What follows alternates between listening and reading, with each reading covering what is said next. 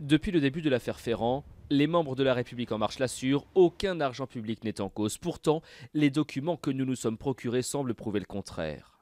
1er décembre 2011, les mutuelles de Bretagne obtiennent une aide du département du Finistère pour financer une structure en faveur des personnes âgées, montant 15 000 euros. Autre soutien financier, celui de la ville de Brest. Fin 2012 et début 2013, le conseil municipal attribue deux autres subventions de 20 000 euros chacune. Au total, donc, 55 000 euros de fonds publics. Cela équivaut au tiers du coût de la rénovation des locaux.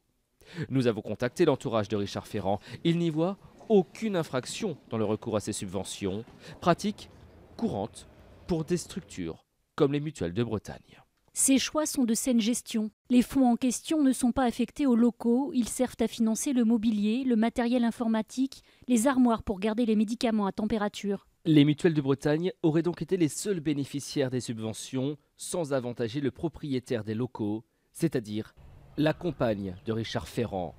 Mais si ces fonds publics ont en fait permis d'augmenter la valeur des locaux, l'affaire prendrait une autre ampleur. C'est d'ailleurs l'une des questions auxquelles les enquêteurs devront trouver des réponses.